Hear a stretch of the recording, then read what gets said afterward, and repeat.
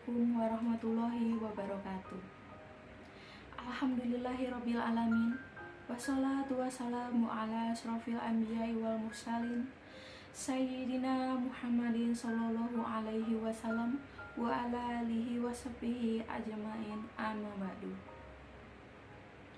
Anak-anakku dan ustadz-ustazah sekalian yang dirahmati Allah, alhamdulillah atas izin Allah subhanahu wa ta'ala, kita masih diberikan berbagai macam kenikmatan, kesehatan, keafiatan, sehingga dapat bertemu kembali dengan Ramadan tahun ini.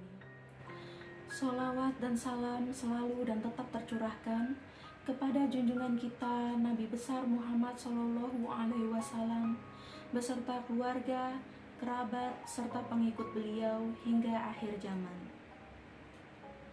Tidak terasa kita telah sampai pada pertengahan Ramadan.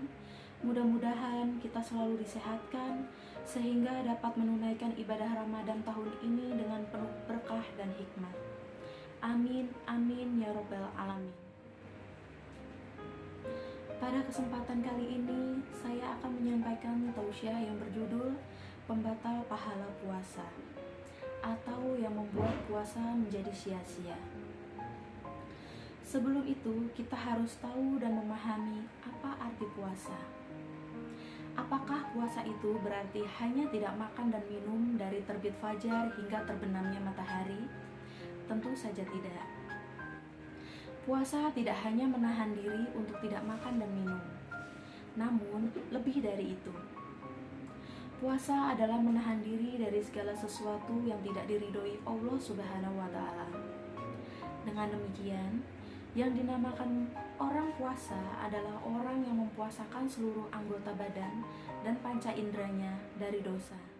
Maka, seorang muslim yang berpuasa wajib menjauhi amalan yang merusak puasanya, sehingga puasanya dapat menghantarkannya kepada ketakwaan, sebagaimana firman Allah Subhanahu wa Ta'ala dalam Quran Surah Al-Baqarah ayat 183 yang artinya, "Hai orang-orang yang beriman, diwajibkan atas kamu berpuasa, sebagaimana diwajibkan atas orang-orang sebelum kamu agar kamu bertakwa." Namun sayangnya, betapa banyak orang yang berpuasa hanya sekedar tidak makan dan minum, sedangkan perilakunya saat berpuasa tidak ada bedanya dengan saat tidak berpuasa. Berpuasa tapi masih melakukan perbuatan dosa. Yang demikian ini puasanya tidak akan mendapatkan apa-apa kecuali haus dan lapar saja. Sebagaimana sabda Rasulullah Shallallahu Alaihi Wasallam, betapa banyak orang yang berpuasa, namun dia tidak mendapatkan dari puasanya tersebut kecuali rasa lapar dan dahaga. Hadis riwayat Ibnu Majah. Hadis tersebut mengisyaratkan bahwa banyak orang yang berpuasa tapi puasanya sia-sia karena hanya mendapatkan rasa lapar dan dahaga saja. Ini terjadi karena banyak orang saat berpuasa dia tidak berpuasa juga dari apa yang Allah Subhanahu wa Ta'ala haramkan. Dia menganggap bahwa puasa itu hanya menahan diri dari pembatal-pembatal puasa saja, yakni makan dan minum. Berpuasa di bulan Ramadan selain menunaikan kewajiban, tentunya kita juga berharap pahala dari Allah Subhanahu wa Ta'ala. Namun, jika puasa tidak bernilai pahala dan hanya mendapat lapar dan dahaga, tentu akan sia-sia. Siapa saja mereka? Orang-orang yang berpuasa namun puasanya tidak bernilai pahala dan sia-sia. Yang pertama adalah orang yang mengerjakan puasa namun tidak ikhlas. Tidak karena Allah. Ibadah hanya akan diterima Allah jika ikhlas. Demikian pula puasa. Termasuk keutamaannya, hanya bisa didapatkan kalau didasari iman dan hanya mengharap balasan dari Allah. Barang siapa yang berpuasa Ramadan karena iman dan mengharap perhitungan atau pahala, akan diampuni dosa-dosanya yang telah lalu. Hadis muttafaq alaih. Kemudian, orang yang berkata dusta atau berbohong, menggunjing dan sejenisnya, melakukan perbuatan yang sia-sia, dan berbuat maksiat. Berdusta bentuknya dapat bermacam-macam, seperti berbohong, memfitnah, kesaksian palsu, menipu, dan lain sebagainya.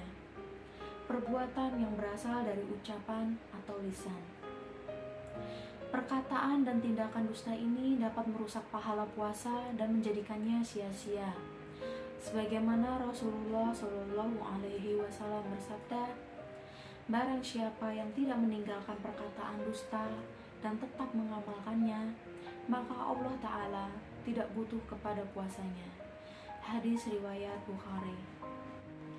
Selain dusta, perbuatan menggunjing dan sejenisnya juga merusak puasa. Menggunjing atau ghibah ialah membicarakan aib seorang muslim, menyebabkan puasa yang dilakukan menjadi ibadah yang sia-sia. Rasulullah Shallallahu Alaihi Wasallam bersabda, puasa adalah perisai selama seorang yang berpuasa tidak merusaknya. Sahabat bertanya, dengan apa seseorang merusak puasanya? Beliau menjawab, dengan kebohongan atau ghibah. Hadis riwayat Tabrani. Melakukan kegiatan yang sia-sia juga dapat merusak puasa. Menghabiskan waktu dengan menonton televisi seharian, bermain game hingga lupa waktu, bersosmed hingga berjam-jam, canda tawa yang berlebihan termasuk hal yang sia-sia dan dapat merusak pahala puasa. Rasulullah Shallallahu Alaihi Wasallam bersabda, puasa bukanlah dari makan, minum, tetapi puasa itu menahan diri dari perbuatan sia-sia dan keji. Jika ada orang yang mencelamu, katakanlah, aku sedang puasa, aku sedang puasa. Hadis riwayat Ibnu Khuzaimah. Berpuasa tapi masih melakukan perbuatan maksiat jelas akan sia-sia puasanya. Berpuasa tapi mengumbar aurat, berpuasa tapi melihat yang haram, misalnya melihat gambar, foto, video, atau televisi yang mengumbar aurat, bahkan porno. Berpuasa tapi berjudi, baik offline maupun online, atau taruhan, dan perbuatan-perbuatan maksiat lainnya dapat membuat puasa sia-sia.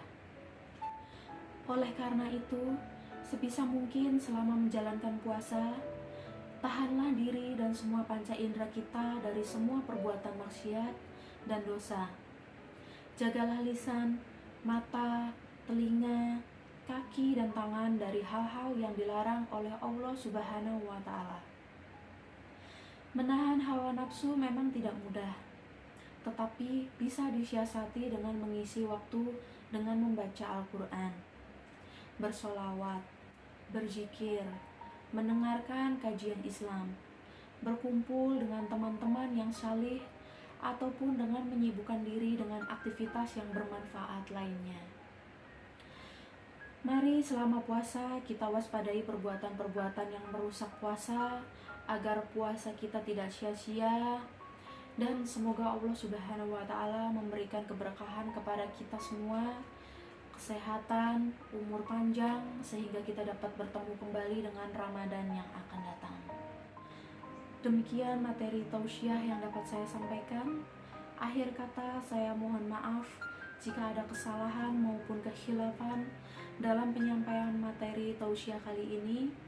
Semoga tausiah kali ini dapat memberikan manfaat bagi siapapun yang menyaksikannya. Wassalamualaikum warahmatullahi wabarakatuh.